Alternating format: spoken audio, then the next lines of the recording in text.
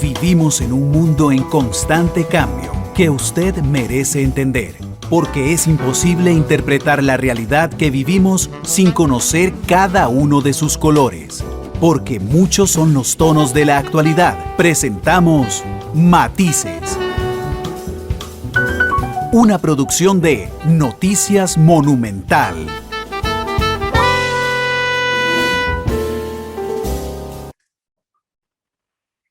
Hola, ¿qué tal? Muy buenas tardes, bienvenidos a Matices. Yo soy Randall Rivera, muchísimas gracias por acompañarnos en este cierre de semana y muchas gracias por estar con nosotros. Don Sergio Araya, que es politólogo de la Fundación Konrad Adenauer, me acompaña esta tarde. Sergio, ¿cómo estás? Bienvenido a Matices, ¿qué tal? Buenas tardes, Randall, y buenas tardes a las personas que siguen esta transmisión. Pues aquí, presto a conversar contigo de los temas de interés nacional. Muchas gracias por estar con nosotros. Yo invité a Sergio porque hace unos días salió publicado un estudio de Sid Gallup, se llama Estudio de Opinión Pública de mayo del 2022, pero que trae cosas muy interesantes que yo quiero hablar con Sergio, pero antes voy a meterle un golazo a Sergio, que es analista nuestro desde hace mucho tiempo. Te voy a hacer una pregunta generalísima, pero realmente siempre me interesa tu opinión. ¿Cómo ves la cosa sin el informe? ¿Cómo ves la cosa de lo que está pasando en el país, Sergio? Bueno, vamos a ver.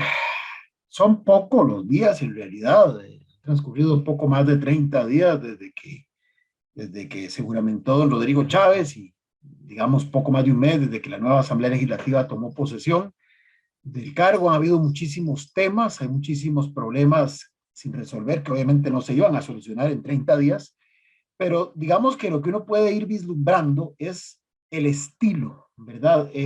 La forma en que se gestiona lo político, es lo que yo creo que sí, a lo largo de este periodo ya uno puede ir observando cuáles son esas características generales.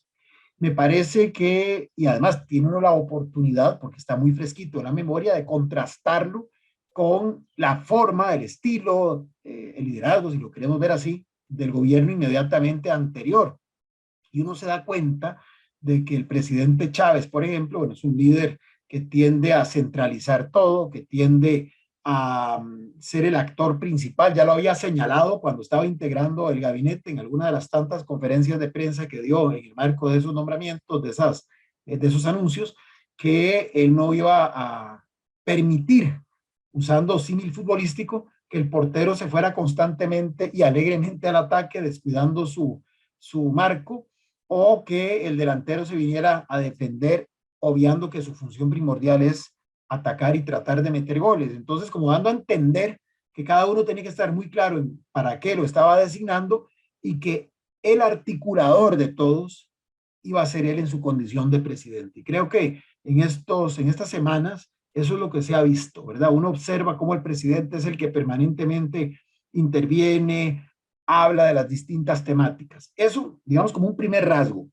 Lo segundo es que, y es muy conteste con el efímero paso que tuvo por el Ministerio de Hacienda, uno observa que tiende a querer tomar decisiones de forma muy rápida para mostrar, pienso yo, ejecutividad, o sea, le quiere transmitir a la gente que es un líder que ejecuta, que es un líder que rápidamente pasa de la palabra a la acción, pero tal vez por ese mismo deseo de mostrar esa ejecutividad, tiende a cometer algunos yerros, a tomar decisiones de carácter un tanto atropelladas, que inclusive luego tiene que enmendar. ¿Y a quién les corresponde hacer esa labor de reparación de daños, por decirlo así? Justamente a esos ministros, a esas ministras, a esos presidentes y presidentas de instituciones autónomas que él había designado. Pongo dos ejemplos muy puntuales.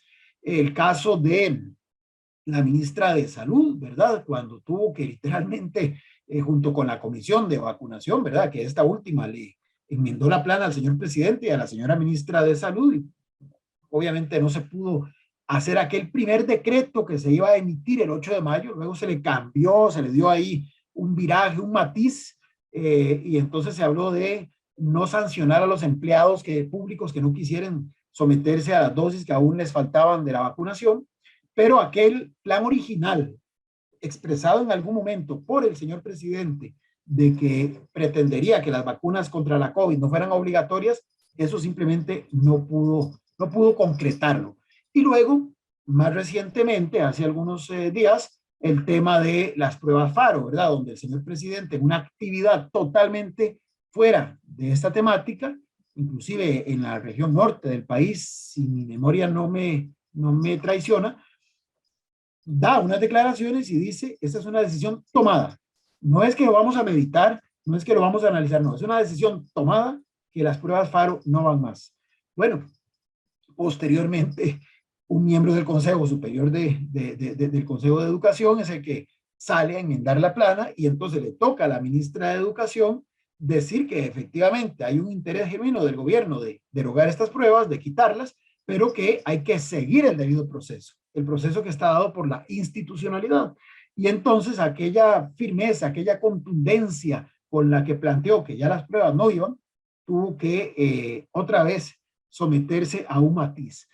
Y todo esto ha hecho que, por ejemplo, hace poco el presidente decía en otra conferencia de prensa que las decisiones muchas veces se ven afectadas por los bandos medios. Y evidentemente, cuando está diciendo esto, a lo que se está refiriendo es que hay un marco jurídico, hay un marco institucional, hay una serie de procedimientos que simplemente un presidente, por mucha contundencia, por mucha, digamos, voluntad política que tenga, simplemente no puede ignorar. Y esto es parte de lo que hemos observado en tan corto tiempo. Agregaría un detalle y es que evidentemente hay temas muy complejos. Estamos viviendo una de las situaciones socioeconómicas más difíciles, en parte atribuidas al contexto internacional, que es bastante complicado, con el tema, por ejemplo, del conflicto entre Rusia y Ucrania, pero también estamos en una situación, digamos, socioeconómica bastante comprometida. Algunos inclusive emulándola a lo vivido en la década de los 80 del siglo pasado, inclusive con ese tipo de cambio que se está disparando, con el precio del combustible que simplemente llega ya, utilizando este símil, a la estratosfera, ¿verdad? Y todo esto va creando también un clima de insatisfacción, de angustia, de frustración que hace a la ciudadanía, especialmente a los sectores más vulnerables socialmente y económicamente, sumamente intolerantes. Y es aquí entonces donde intervenciones como la del señor presidente, en donde dice, bueno, es que yo quiero, pero no me dejan, puede generar dos escenarios igualmente desde mi punto de vista conflictivos ambos. Uno, que la gente comience a cansarse de que el presidente dice que hizo algo y al final tuvo que desdecirse o tuvo que atrasar un poco la decisión adoptada porque tuvo que comenzar a someterla a todos los procedimientos establecidos en el marco existente y entonces comience a perder credibilidad y ese nivel de respaldo que recibe al principio de su gestión, que más que un nivel de respaldo propiamente dicho, es una expectativa de lo que puede llegar a concretar, se comience a revertir y a revertir de una manera acelerada. Y lo otro es que haya gente que le siga, por decirlo así, aceptando su discurso y que entonces en ese nivel de tensión y de intolerancia que decía hace un momento, tiendan a cuestionar la validez de ese marco jurídico y de ese marco institucional vigente. Y eso sí es más delicado porque es justamente lo que ha ocurrido en otros países donde entonces se van creando las condiciones para que se genere un clima de animadversión que cada vez va ganando más respaldo ciudadano contra la institucionalidad. Y aquí termino en esta parte. La institucionalidad evidentemente es importante.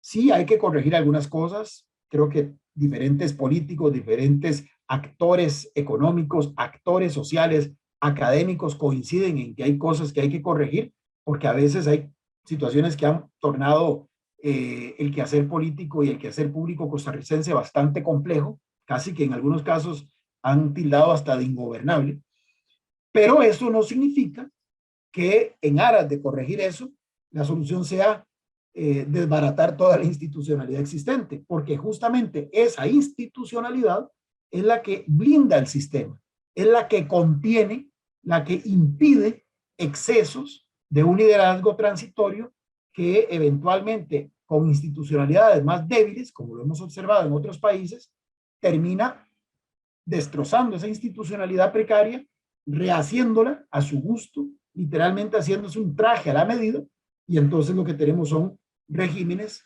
que pasan de democráticos a autoritarios. Y eso es lo que evidentemente pues uno como demócrata no quiere que ocurra en nuestro país. La institucionalidad es garante de que aún un liderazgo relativamente con rasgos autoritarios no logre consolidarse, como pasó, por ejemplo, en el caso de Donald Trump en los Estados Unidos. Y lo último, con respecto a la Asamblea Legislativa, bueno, es evidente, este primer periodo, esta experiencia, este laboratorio de tener sesiones extraordinarias de inicio, que se hizo con toda la buena intención de, se supone, garantizarle al Poder Ejecutivo de turno mayor margen de maniobra, mayor capacidad de gestión para que más rápidamente comenzara a implementar aquellos proyectos, aquellas iniciativas que había ofrecido en campaña electoral. La verdad es que hasta ahora ha dejado más dudas que elementos positivos. Y es evidente porque me parece que la reforma constitucional, que es la que permite este cambio en el orden de las sesiones extraordinarias y sesiones ordinarias por legislatura, no contempló ajustes en otras dimensiones que son igualmente importantes y sin las cuales hacen que observemos lo que estamos advirtiendo en estos momentos. Por ejemplo, una agenda a veces poco robusta, una cierta lentitud en algunos casos atribuible a ese poder ejecutivo que no entendió bien, que no leyó bien, que no tenía claros cuáles eran los proyectos que tenía que rápidamente colocar en la agenda parlamentaria. Y por otro lado, una asamblea legislativa que en algunos procedimientos, a propósito de los procedimientos que decía hace un rato, el reglamento no la obliga a acelerar ciertos procedimientos. Por ejemplo, más bien fue un acto, digamos, bastante de madurez política del actual presidente de la Asamblea Legislativa, acelerar el proceso de conformación de las comisiones especiales y comisiones ordinarias permanentes, pero el reglamento le da hasta un mes para hacer eso. Entonces, perfectamente, proyectos de ley que el Ejecutivo tendría que tramitar vía comisión se hubieran quedado durmiendo el sueño de los justos todo un mes y sin poder hacer más nada que esperar a que el presidente del directorio legislativo, de conformidad con lo que el reglamento interno de la Asamblea Legislativa establece, cumpliere con lo que le correspondía, que era instalar dichas comisiones. Entonces hay detalles que evidencian que este cambio de darle al Poder Ejecutivo ese protagonismo al inicio de una legislatura todavía requiere algunos elementos adicionales para, como se dice popularmente, sacarle el jugo. Y sí, hemos observado entonces una Asamblea Legislativa que ha estado bastante, a pesar de eso ha discutido y tramitado algunas iniciativas importantes, pero que evidentemente ha perdido, digamos, y en este caso el Ejecutivo, tiempo valioso que hasta los santos lo lloran, dice el viejo adagio, que veremos si al concluir este mismo periodo de sesiones extraordinarias y a lo largo de los 4 años, no va a lamentar justamente el no haber podido capitalizarlo ahora que todavía gozaba de un cierto nivel de respaldo ciudadano. Sergio, es interesante porque esta introducción que nos brindaste tiene que ver directamente con la encuesta. También, ¿por qué te lo digo? Porque la encuesta revela que los ciudadanos consideran que el país va por el camino equivocado. ¿Okay? Siguen siendo pesimistas, pero disminuyen las menciones negativas en comparación con los 3 últimos gobiernos. Esa es una. Considera que tanto sus finanzas personales como las del país en este momento están peor que hace un año, pero vislumbran un futuro mejor para los próximos 12 meses. Es decir, saben que están mal, pero hay expectativa realmente del nuevo gobierno. El peso sobre don Rodrigo de cumplir esas expectativas es enorme. Totalmente, Randall. Digamos que es previsible ese comportamiento. Por eso yo decía, tanto en ese estudio como en otros que se dieron por la misma época, lo que se mide no es tanto el nivel de aceptación de la gestión, porque es una gestión que está realmente apenas iniciando. Lo que se mide es esa expectativa de un ciudadano que está muy desesperanzado. Recordemos que el proceso electoral, inclusive, algunos estudios señalaban que lo que le provocaba a la mayoría de la gente no era emoción, no era alegría, no era esperanza, sino que era más bien tensión, preocupación, incluso frustración. Entonces, y en parte por el proceso electoral mismo, pero en parte por ese entorno, que como yo decía hace un rato, es bastante complejo, ¿verdad? Es que realmente el costo de la vida, por ejemplo, está por las nubes. Basta salir a hacer una compra a cualquier establecimiento de cualquier bien o pagar algún servicio y cualquier ciudadano se da cuenta de la situación tan complicada que hay, sin incluir a los que están en una situación de desempleo o de subempleo, que ya hace todavía el asunto más complejo. Entonces, hay elementos objetivamente verificables que justifican esa, digamos, ese negativismo colectivo que sobresale o que se impone.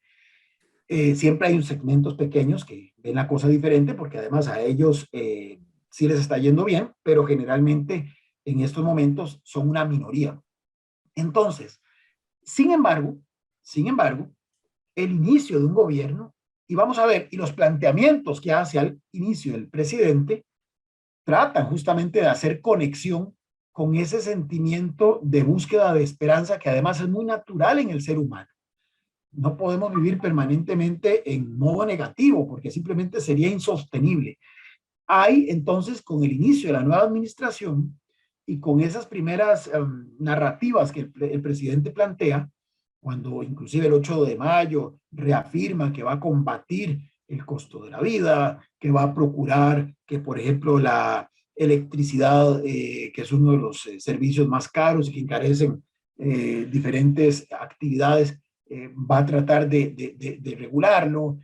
Habla de la necesidad, por ejemplo, de regular el tema del combustible, aunque todavía no está muy claro cómo hacerlo, pero bueno, plantea esa disposición y esa contundencia de que quiere atender todos estos temas, pues obviamente eso hace que la ciudadanía que está pesimista, que está triste, trate de creerle, o sea, trate de por lo menos darle ese voto de confianza, que no es, repito, aprobación a la gestión, porque la gestión está apenas iniciando, es una suerte de dar un espacio de tiempo, un compás de espera, alimentando una esperanza de que efectivamente lo que está diciendo lo va a llevar a la práctica. Por eso yo decía, si pasa el tiempo y mucho de lo que ha venido planteando no se da, o se siguen presentando este tipo de problemas donde tiene que desdecirse, porque a la hora de las verdades no tomo en cuenta ciertos elementos y entonces por muy buena voluntad y por mucho que haga conexión con las expectativas ciudadanas, lo que está planteando no es viable, puede en el mediano plazo generar un efecto inverso. Y entonces toda esa expectativa, todo ese compás de espera que de buena fe la ciudadanía y ciertos sectores específicos le están dando, se puede revertir. Y entonces puede comenzar a tener un nivel de crítica y de rechazo incluso más alto que el que tienen, por ejemplo, otros jefes de Estado a esta misma altura del ejercicio de su gobierno, inclusive en nuestro propio país. Porque hay una realidad, y es que en general en toda América Latina, lo que se llama la famosa luna de miel, que siempre se tiende a asociar con los primeros 100 días de una administración, cada vez se van acortando más, cada vez se van acortando más esos espacios. Yo digo a veces que países como el Perú o como Chile, la luna de miel no llegó, pero ni al tálamo nupcial, porque rápidamente esa misma ciudadanía que había con expectativa esperado que el nuevo gobierno cambiara la situación a su favor, esa misma ciudadanía casi que enseguida de haber iniciado gestión los gobiernos en esos países, estudios de opinión demuestran que comienzan a valorar muy críticamente y en términos negativos la gestión de dichos presidentes y de dichos gobiernos. No es el caso todavía del señor Chávez, pero repito, si no logra concretar, si no logra aterrizar las propuestas, los planteamientos, lo que enarbola en los discursos, en las intervenciones ante la prensa y ante distintos sectores, sí puede pasarle la factura a él, por un lado, y como decía hace un rato, a la misma institucionalidad, si algún sector de la gente considera que esa imposibilidad de cumplimiento, más que por una tal vez ligereza a la hora de tomar decisiones, sí es atribuible a las mismas limitaciones y obstáculos que impone esa institucionalidad. Si hay gente que comienza a ver eso desde esa perspectiva, es muy peligroso porque se va creando, repito, ese caldo de cultivo para hacer oídos a voces que comiencen a surgir pregonando que lo que hay que hacer es cambiar la institucionalidad, toda, no solamente aquellas áreas de mejora, sino toda. Y eso sí, repito, sí sería muy, muy peligroso, como lo hemos observado en otros países. Sergio, en el tema de las preocupaciones que tenemos los costarricenses, sigue siendo por muchísimo el costo de la vida para cubrir las necesidades básicas la mayor preocupación. Esta aumenta conforme baja el nivel de escolaridad de los entrevistados. La segunda es el desempleo, que va siento ligado a esto. Pero el COVID ha caído y lo ha alcanzado de nuevo la inseguridad, que a mi gusto es el principal cambio, digamos, en las preocupaciones de los últimos meses. La inseguridad ha subido y el COVID ha bajado, Sergio. Y es muy conteste con lo que ese mismo estudio y otros han señalado, aún aquellos que muestran un nivel de criticidad muy fuerte en términos negativos hacia la administración anterior, aún esos, y este no es la excepción, reconocen como de los pocos logros de la administración Alvarado Quesada el manejo de la pandemia. Entonces es muy conteste con eso, que ya a nivel colectivo se va bajando la preocupación de la pandemia, de lo que implicaba, de la dimensión sanitaria de la pandemia, y entonces comienzan a aflorar esos otros problemas. Bueno, el del costo de la vida, que siempre estuvo ahí punteando, ¿verdad? Junto con el desempleo, en algún momento con la corrupción, porque como decía hace un momento, lo vivimos todas y todos prácticamente sin excepción en nuestra vida cotidiana, ¿verdad? Entonces creo que es una realidad que ahí está presente, que ahoga a todos desde diferentes ámbitos, desde el que tiene un préstamo en una moneda que no es la moneda nacional y todos los días ve cómo tiene que pagar más, no solamente por el tipo de cambio, sino porque la tasa de interés sube, hasta aquel que, como decía, o no tiene del todo empleo o tiene un subempleo y francamente no le alcanza, no le alcanza. Vea que inclusive hay estudios que hablan de que se ha incrementado el número de lo que llamamos ahora habitantes en calle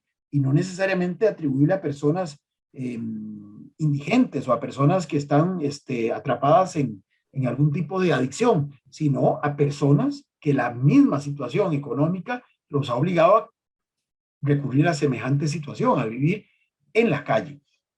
Esto para ilustrar la gravedad del asunto. Y en el caso de la seguridad, bueno, una cosa va ligada a la otra.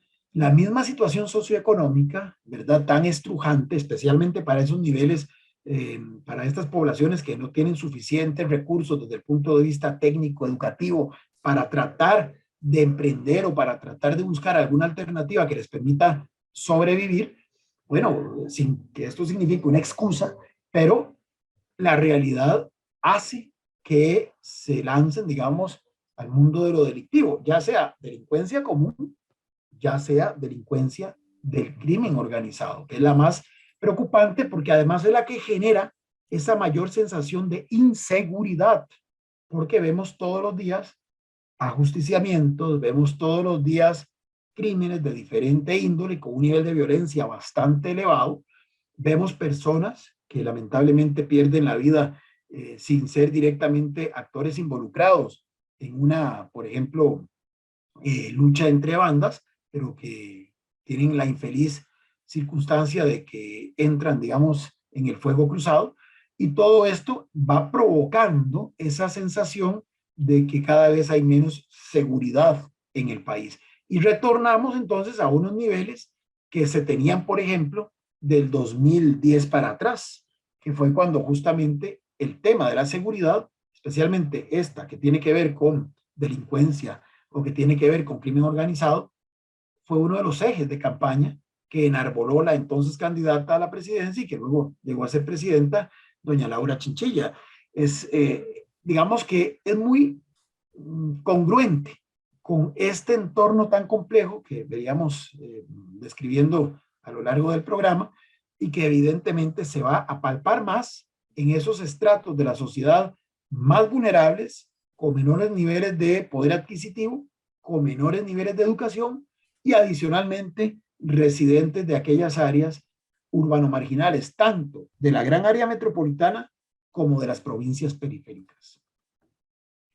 Sergio, a mí hay un dato que me impactó realmente porque dice 1 de cada 4 entrevistados aproximadamente menciona que en caso de poseer los recursos emigraría a otro país.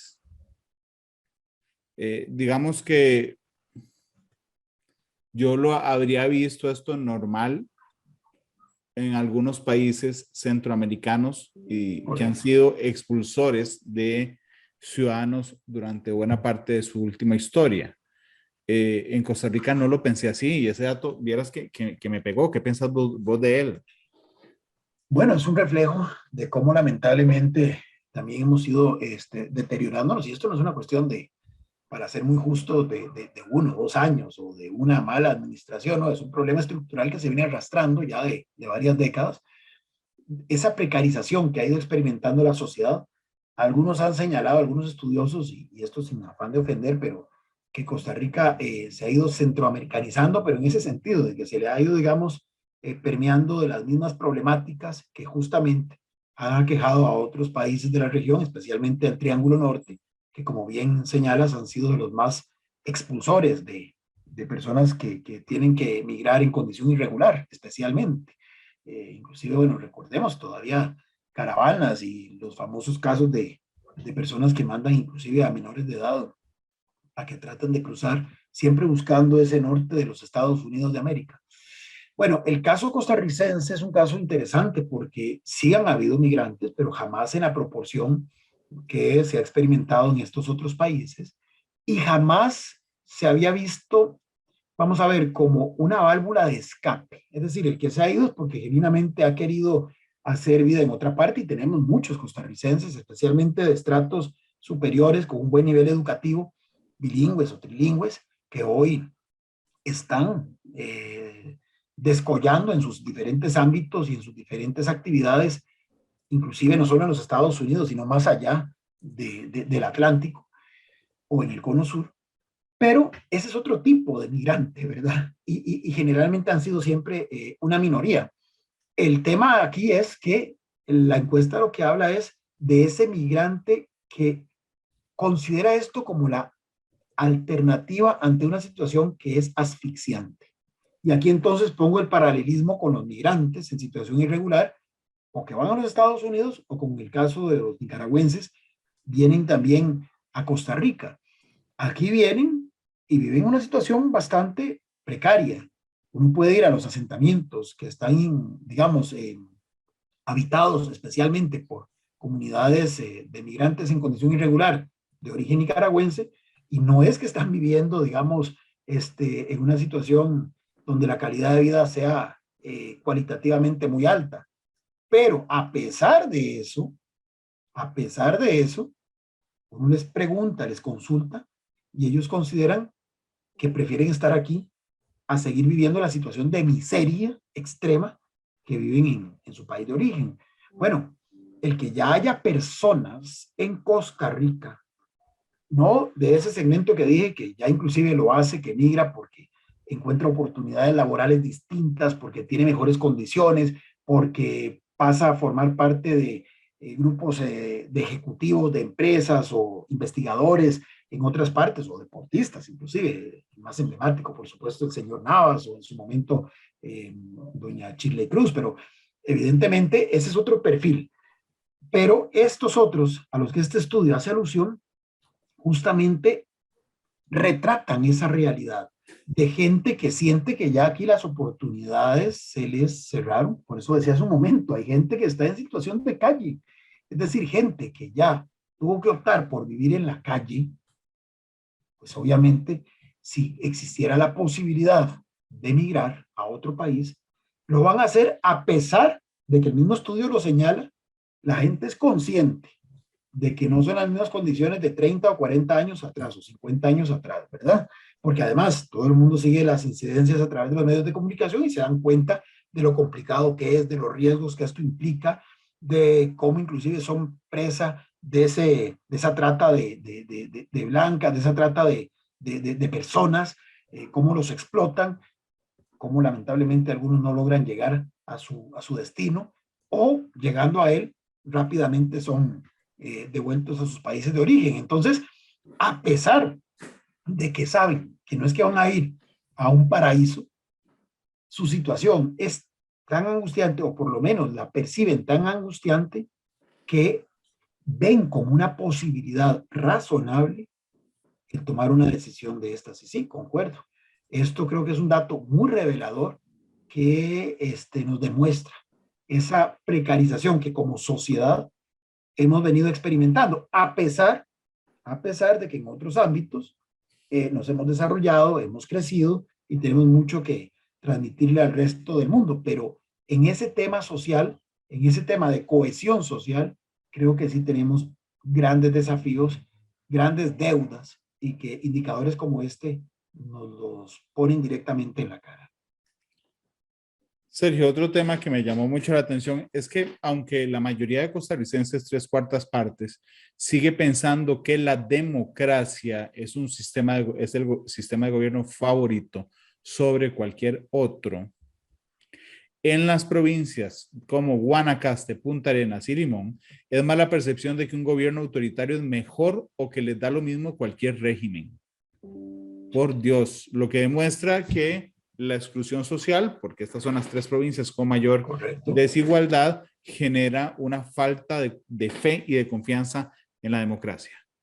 Eso es parte de lo que decía, que es un riesgo de que si el presidente, por ejemplo, en lo coyuntural no logra rápidamente operativizar, hacer real lo que está planteando y las expectativas que está generando, un escenario perfectamente viable es este último, de que la gente comience a decir, sí, es que esta institucionalidad realmente mejor es cambiarla.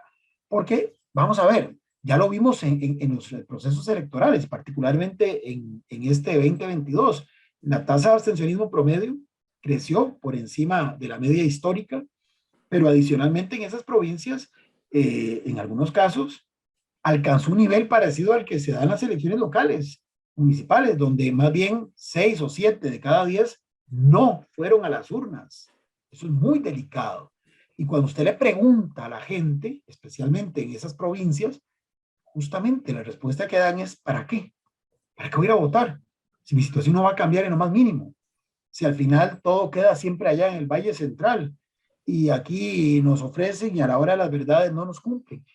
Esto va creando ese caldo de cultivo, va erosionando ese apoyo difuso en el sistema y hace más proclive justamente a un sector de población a sacrificar una institucionalidad y una democracia o un sistema político, perdón, democrático, que en buena lid y siendo muy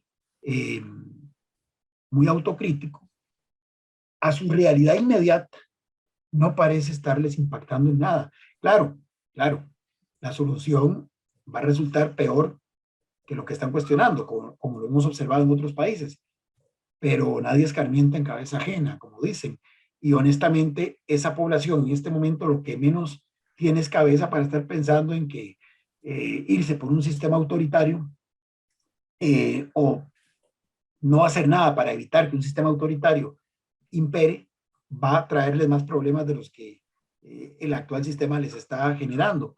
No tienen cabeza para eso, porque la realidad de ellos en este momento es la sobrevivencia.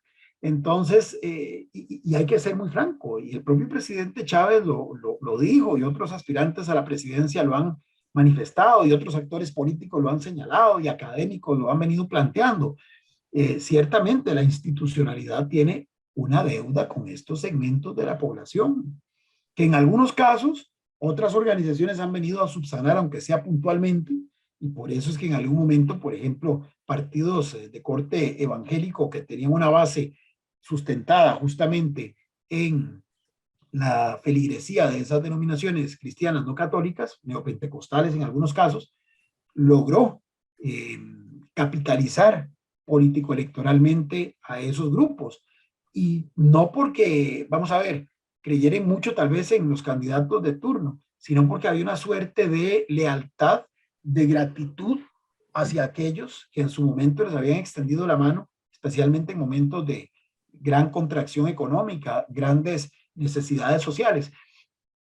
Aspectos que la institucionalidad pública es la llamada a resolver, nacional y local, pero que muchas veces por diferentes circunstancias no da la talla. Entonces, sí es, digamos, un tema de que a pesar de que la democracia sigue siendo, como bien plantea el estudio, la forma de gobierno que más acepta la ciudadanía, y esto no solamente es en este estudio, sino en otros así se ha venido planteando, el Latinobarómetro lo ha venido señalando también, cuando usted contrasta el nivel de respaldo hacia la democracia, eso que llamamos el apoyo difuso, con respecto a la misma, al mismo apoyo 20 años atrás, sí hemos decrecido.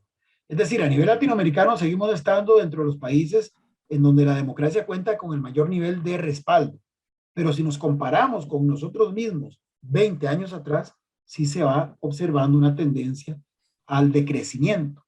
Y en parte es esto, porque la gente siente que el sistema, o estos segmentos de población en particular, sienten que el sistema no está respondiendo a sus necesidades y a sus expectativas. Sergio, bueno, y también es el tema que aquí hay falta de confianza. Vamos a ver, es que ojo los ingredientes de la sopa, ¿verdad? Es situación mala actual. Correcto. Altas expectativas de que algo va a pasar. ¿Sí? Ganas de irse, porque la situación no está tan bien. Entre más desigual es la zona en la que usted vive, ¿ok? Confía menos en la democracia. Y la mitad de los ticos cree, sin entrar a calificar si es bueno o malo, la mitad de los ticos cree que pagar sobornos agiliza trámites.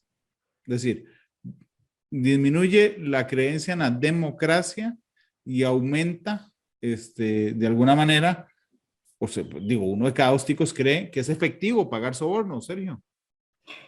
Caldo de cultivo para una tormenta perfecta, o sea, para que haya, digamos, una erosión de toda la institucionalidad, porque parte también de los valores de la democracia se fundamentan en un apego justamente a la ética, a la transparencia, a la, digamos, certeza de que siguiendo el debido proceso, el Estado de Derecho, las cosas tienen que funcionar. Y ahí no lo pregunta, pero estoy seguro que también la respuesta iría en esta dirección. Hay un claro cuestionamiento a ese dogma de que la justicia tiene que ser pronta y cumplida, y de que generalmente hay una percepción que se ha ido instalando de que la justicia no es igual para todos, que depende de a quién se esté juzgando, y así entonces se determinará no solamente la celeridad con la que se le juzgue, sino la orientación de la sentencia emitida. Es muy complejo porque todo esto va haciendo una sociedad, y voy a utilizar una palabra un poco fuerte, pero la voy a tratar de explicar, una sociedad cínica. Y ese cinismo no solamente o no solamente se ve reflejado en lo que decías, de que uno de cada dos considera de que la opción es actuar al margen del sistema para lograr efectivamente lo que se busca, sino que justamente la hace más, digamos, receptiva, más porosa a cualquier populismo, de izquierda o de derecha. ¿Por qué? Porque finalmente ya no hay ese apego al modelo y a la democracia como tal, que todavía existe. No es que voy a plantear esto en términos totalmente apocalípticos. Todavía hay gente que cree en el valor de la democracia y que cree en el valor de la honradez y del Estado de Derecho, pero ciertamente son temas que se van erosionando. Y esto también abre espacio para que, por ejemplo, lo que hablábamos hace un rato cuando mencionábamos el tema de seguridad, para que el crimen organizado tenga cabida, tenga espacio. Vea, usted le suma, por ejemplo, en provincias donde la situación de desigualdad es tan evidente, situación de pobreza, situación de vulnerabilidad, pocas oportunidades que el sistema ofrece, ese nivel de aceptación casi que ya generalizado de que la práctica de lo corrupto, porque finalmente el soborno es una expresión de corrupción, que la corrupción no es tan grave como se quiere pintar. que es más una cuestión de moralistas que una cuestión de verdadera eficacia, a pesar de que hay estudios que demuestran que la corrupción le hace un durísimo golpe a la democracia y a la misma actividad económica. Pero bueno, digamos que eso es aparte. Si la gente cree que eso que no genera problema, lamentablemente entonces se va haciendo más abierta, más porosa, repito, a que esas prácticas se vayan, digamos, reproduciendo con más frecuencia. Y entonces vienen representantes del crimen organizado y ofrecen opciones que aparentan ser fáciles, que le permiten a una persona en lo inmediato solucionar muchas de sus necesidades, especialmente de corte económico y material. Bueno, ahí tiene el escenario ideal para reclutar en masa a personas que van a sumarse, ya sea como sicarios, ya sea como personas que transportan droga interna o fuera del país, o inclusive que comienzan a desarrollar sus propios negocios a nivel micro, capitalizando justamente lo que les pagan en especie, entre comillas, para que a su vez puedan desarrollar sus actividades comerciales dentro del mundo del crimen organizado. Entonces, es muy complicado porque estamos permitiendo que se nos vaya de las manos un modelo político y un sistema económico que por mucho tiempo ha dado buen resultado a pesar de todo esto, pero que en algún momento comenzó a hacer agua, comenzó el agua a meterse, por decir así, al barco, y no se ha tenido tal vez la capacidad, la visión, la claridad, ¿por qué no? El desprendimiento de los distintos sectores para decir, tenemos que hacer un alto y tenemos que encontrar esas soluciones de carácter estructural que permitan al sistema seguir a flote, haciéndole los ajustes que hay que hacerle, pero sin que se nos deteriore a tal punto que hoy se vea como una opción válida sustituirlo por otro. Porque ese otro, repito, al menos en la experiencia del análisis comparado, lo que nos demuestra es que usualmente ese otro siempre es peor que lo que se estaba sustituyendo. Sergio, permíteme ir a una pausa comercial, es la única que haremos hoy en Matices y volvemos con más. Nos quedan 6 minutos de programa, ya regresamos.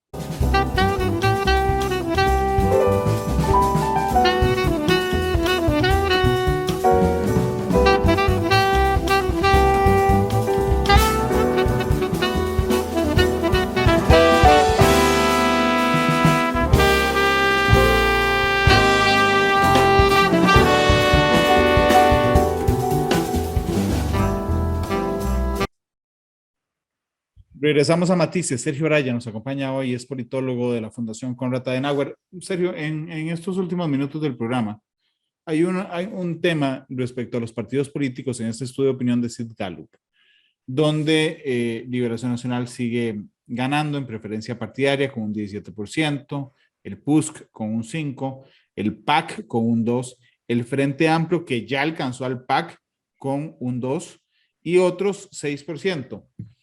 Yo sé que sabes por dónde voy. Es que me llama la atención que el partido de gobierno no aparece. ¿Qué te parece?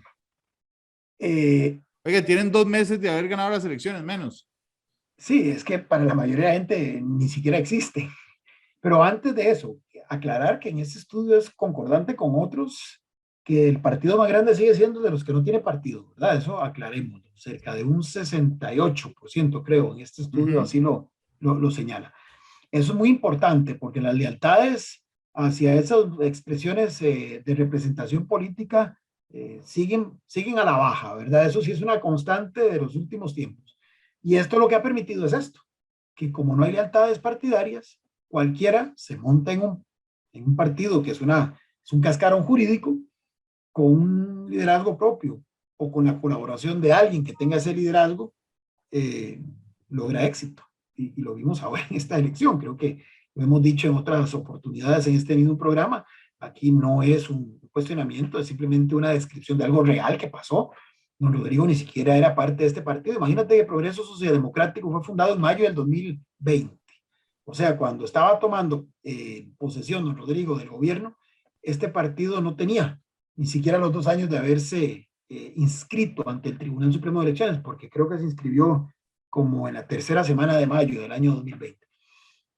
Es evidente que la gente que lo votó, que tampoco fue en la primera ronda una votación masiva, no votó por Progreso Social Democrático, votó, y lo diría así en este orden, por la figura que acuerpó a don Rodrigo, que es doña Pilar Cisneros, su jefa de fracción en la Asamblea Legislativa, y los otros 9 diputados que quedaron electos junto con ella, pues hay que ser muy franco, quedan electos porque en un acto táctico bastante hábil se posicionó la imagen de doña Pilar en las 7 provincias del país. Entonces, la gente no fue a votar por los aspirantes a diputados de Progreso Social Democrático de las otras 6 provincias, sino que fueron a votar por doña Pilar Cisneros, así de sencillo. Y se capitalizó que la papeleta solamente trae las banderitas. Básicamente lo que hicieron fue, y en eso muy, desde el punto de vista de comunicación política, muy hábilmente, asociar para ese efecto puntual el color de la banderita con la figura emblemática, con la figura reconocida. Inclusive el estudio dice que es la persona que mayor nivel de aceptación sigue teniendo entre un amplísimo sector de la ciudadanía costarricense. Entonces, ese es un activo que le permitió a don Rodrigo Chávez ganar la presidencia. Progreso Social Democrático hoy por hoy no es nada en el buen sentido de la palabra. Yo sé que tiene 10 diputados ahora y que puede incluir en su palmarés que tiene ya un poder ejecutivo con menos de 2 años de haber sido inscrito. Pero ciertamente, si uno hace un ejercicio honesto, yo diría que salvo la dirigencia que montó el partido, ¿verdad? Prácticamente ese 11% que votó en la primera ronda, no, ese 16%, perdón, que votó en la primera ronda, de los votos válidamente emitidos, es un 11, un 12 si lo contrastamos contra el padrón total, no lo hizo por Progreso Social Democrático, es decir, era un nombre que inclusive ni la gente lograba recordar. Entonces, es muy, digamos, notorio, y es una reafirmación de eso, lo que este estudio está indicando cuando en ese nivel de apoyo tan bajo que tienen la mayoría de los partidos políticos, esta agrupación hoy en el gobierno, hoy con 10 diputados, ni siquiera aparece en la lista de partidos que la gente dice respaldar. Es más, creo que si le preguntas a las personas sin que les den un listado que diga el nombre del partido político que llevó al hoy presidente a la presidencia de la República, te puedo garantizar que muchísimos, aún de los votantes de don Rodrigo Chávez, no van a saber dar ese nombre, porque simplemente era un cascarón, un partido taxi, que bueno, tuvo la feliz coincidencia para sus intereses de que se le subió ese candidato, pero junto con ese candidato, esa figura emblemática que fue la que literalmente atrajo el apoyo popular. Sergio, yo te agradezco muchísimo, como siempre, que nos hayas acompañado. Ha sido muy interesante, indudablemente. Así es que, Sergio, muchas gracias. No, con todo gusto, siempre a la orden, Randall. Muchas gracias a ustedes que nos acompañaron. Gracias, que pasen un buen fin de semana. Sergio, ¿con qué canción quieres irte? Bueno, es una bonita pregunta. Vamos a ver. Bueno, me gustaría tal vez alguna canción que trate de hablar de alguna esperanza, ¿verdad? Ya que estamos en una situación tan gris, tan triste. Había un dueto español que decía algo de una esperanza. Se me olvida el nombre en este momento, pero era un dueto español de los años 80. Mecano. Dos muchachos. No, ay, se me olvida el nombre. Que canta, sí, que la canción creo que se llama Esperanza. No sé si lo ubicas. Voy a ver si lo puedo. Voy a ver. ¿Cómo es que se llama el grupo? Hombre, qué vacilo nos pusiste a adivinar hoy. Sí, es que me agarraste fuera, se me olvidó el tema de la canción. Ay, Jesús, Esperanzas. ¿Cómo era que se llamaba este grupo? Son dos muchachos, bueno, eran dos muchachos en los años 80. Dueto español. Okay. ¿Pero era tranquila o qué? Sí, era una música bonita que decía algo pero bueno, digamos como para no robarte la grabación mucho más rato, voy a buscar alguna canción rápidamente. Hombre, pero me voy a quedar con la idea, con el clavo. Ay, se me olvidó el nombre. ¿No la tenés guardada en Bueno, ningún lugar? voy a buscar en el YouTube. Busca, a ver. Playlist. Fijo está en tu... Estas cosas que pasan en los programas los hacen más divertidos, la verdad. Correcto. Mientras Correcto. Sergio busca en YouTube, yo les quiero recordar que este programa está disponible en vivo en radio, está disponible en vivo en Facebook, pero también lo pueden bajar o escuchar online a través de las plataformas de podcast. ¿A qué me refiero? Ustedes lo pueden escuchar en línea o lo pueden descargar en servicios como Spotify, ahí solo busca Matices, en Google Podcast y en Apple Podcast. Así es que ahí estará disponible también para todos. Así es que, pues muchas gracias. Les he contado últimamente que me metí a ver las estadísticas de los podcasts y realmente uno se siente muy feliz y muy agradecido de lo que hacen ustedes y cómo nos ayudan a nosotros. Estoy tratando de encontrar. Vamos a ver si Pecos. El grupo Pecos, Esperanza se llama. Pecos y la canción es Esperanzas, así es como. Sí, es con esas esperanzas. Bueno, Sergio, ves que lo logramos. Muchas gracias. Lo logramos al final. Con todo gusto. El que persevera alcanza. Pecos, despide Matices, Esperanzas. Feliz tarde y feliz fin de semana. Hasta luego. Todas las perspectivas, cada punto de vista. Exploramos la realidad y cada uno de sus tonos. Esto fue Matices por Radio Monumental.